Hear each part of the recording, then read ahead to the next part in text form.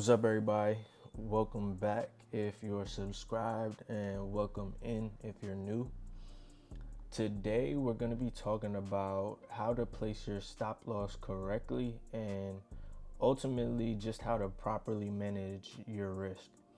And I'm going to start by doing that through explaining today's short setup on NQ, which is the NASDAQ. So coming into today, what I had noticed is that in the past couple of sessions, we've really just been selling off. So the most recent trend has been downward, particularly in yesterday's session. You'll notice that after we broke last week's low, that's this pink line right here. PWL stands for prior week low. And after we broke under this, we actually came back up and rejected it intraday. And this is really just a classic example of support becoming resistance, and just like a very simple way to indicate potential trend continuation. And this was really the first indication that I had that kind of just gave me some additional bearish sentiment outside of, what was already the last couple of days of selling. The next thing I noticed was that overnight price was just kind of very balanced. We were just kind of consolidating here and couldn't seem to get above the 6 p.m. futures market opening print, which is this teal kind of colored line right here. Being that this kind of basing period, this just consolidation range, was happening with no upside follow through, I started to become pretty convinced that this thing was eventually gonna fall. Another element that made me even more interested in this was last night, in acknowledging this lower high that got formed right here, right around last week's low that we just talked about, I actually pulled a fib retracement, and I'll make this a little bit bigger. I pulled a fib retracement from there down to right around here, which is essentially just that lower high measured down to this initial low right before we began to just consolidate. And you'll notice that the 23.6 is essentially right in line with where opening print is. So this kind of combination of these two things pretty much had me set that this level was the primary entry point that I wanted to be looking for in order to take this short setup to the downside. I usually don't trade in the overnight session, so even when I saw this, I just kind of said, hey, if I miss it, I'll find something else tomorrow, and it might suck or I'll have some FOMO, but ultimately it'll be fine. Just something you kind of got to get over as a trader. So moving a little bit forward, thankfully, yes, we did fall a little bit overnight, but it wasn't really the big drop that I was expecting. And gratefully, like I said, came into this morning and we actually were approaching opening print yet again. So I got to my computer around here, like I think around this time. And once I saw that we were approaching opening print again and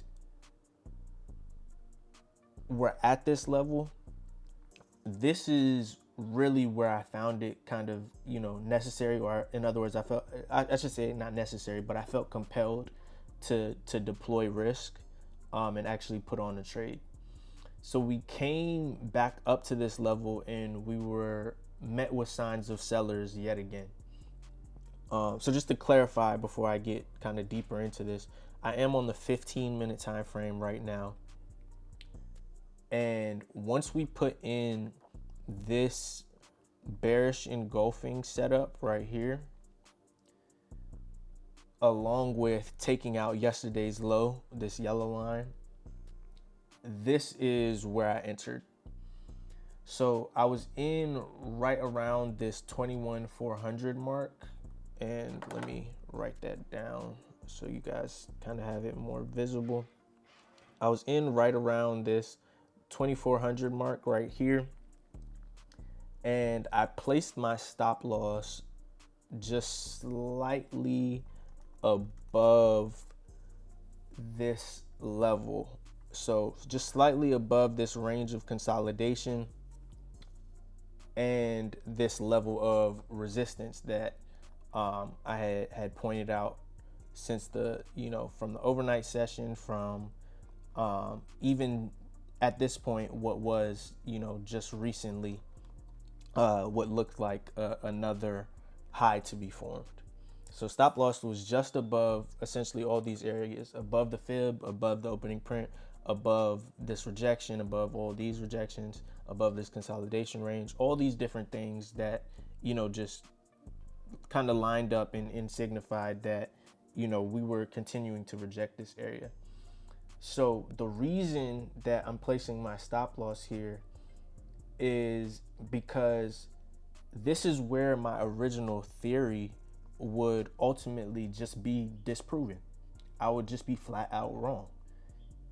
So when you think about the entire logic that we just went over that created the basis for this trade, if my idea here is that the opening print and that, fib are being respected as resistance, if we take out this area, if we actually break out and price wants to continue higher, I'm just incorrect, and I have to accept that. Maybe I'm incorrect for a moment, and I can revisit the idea, or maybe price just rallies all the way up to this supply zone that I have marked. I think this is a 1 hour. Yeah, so this 1 hour supply zone, maybe it wants to rally all the way up there. And that just constitutes, my idea was just wrong entirely, and that's fine. But this is ultimately how you should be placing your stop loss when you trade. It should be based on, logical locations where your theory is legitimately proven to be incorrect. And that's all based on what price and other, what the market is saying. And my price target was based on a logical location as well, which was this 4 hour demand zone down here. So PT is all the way down here. All right, so price target is down there. Stop loss is above this range of consolidation. So right above that 450 area. And the reason why I really wanted to talk about this is because a lot of traders make decisions in an arbitrary manner. And I tell a lot of people to stay away from that. Just because you're comfortable risking, whether it be a point value, so like 10 points, 20 points, whatever it is, or you're comfortable risking $200, $500, $10,000, whatever it is, that is not automatically what you should equate your stop loss placement to.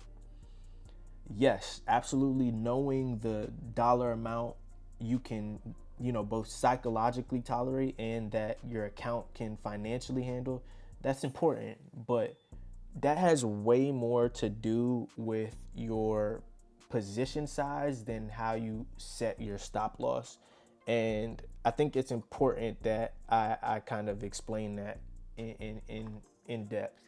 So you can see, like, based on this trade, especially for something like NQ, I had a fairly wide stop loss, right? So my stop loss was about 60 points.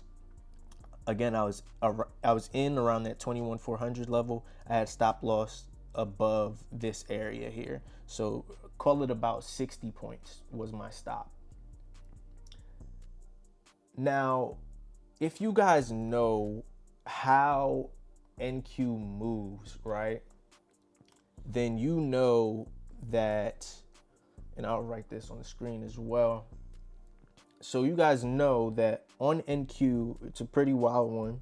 but ultimately 1 point on NQ is valued at about $20 when you're in a position, right? So 1 point on NQ is $20. But on MNQ, 1 point is $2.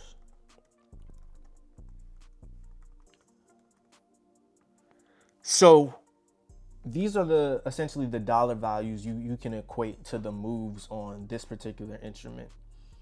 Now, let's say that you've established for yourself personally, psychologically and based on your account size, that you don't want to be risking more than let's call it $1,000 per trade, right? So you don't want to risk more than that. That's what you're comfortable with. That's what your account it can handle. It's not gonna blow your account. It's not gonna hurt you, or cause you, some real detriment. And psychologically, you can tolerate that.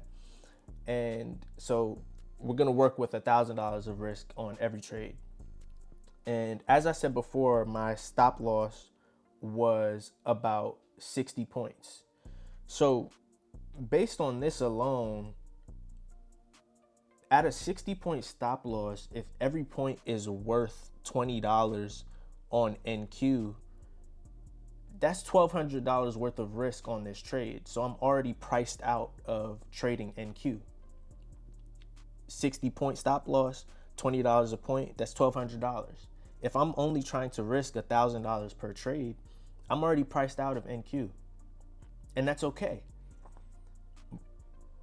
I can still take the trade by just trading the micros. And all I have to do is just use the math to actually arrive at my position size. So if we know that each point on MNQ is worth $2 and my stop loss here is 60 points, that means that on every MNQ, contract I take, if I'm risking 60 points, $2 a point, I would be risking $120 per contract, right? That's what the math is telling me based on all these different factors that we're going over. So if I would be risking $120, and if my standardized risk is $1,000, all I have to do is just take that number. All I have to do is just take that number and divide it by the dollar value of my stop loss. So $1,000 divided by 120. Let me pull up the calculator real quick to show you guys. $1,000 divided by 120, we arrive at this, right? So based on this, I can only take and should only take 8 contracts of MNQ. That all that gets me to 8 contracts of MNQ, because we obviously can't trade partial contracts, right? There was a decimal and all that stuff after it, but we can't trade partial futures contracts.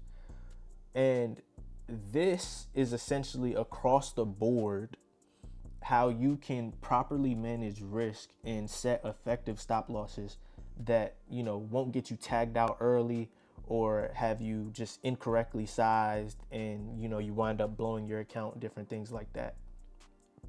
And this is really, really important. Risk management is one of those things that you just simply cannot afford to play with as a trader. It will literally save your life. So this is really how you should manage your risk, set your stops, and ultimately arrive at the correct position size based on both, your psychology and your finances or your trading account. So if you stuck around to the end, I hope you learned a lot. This is a really, really important concept. as it comes to trading. If you enjoyed it, definitely drop a like and subscribe, and I will see y'all on the next video.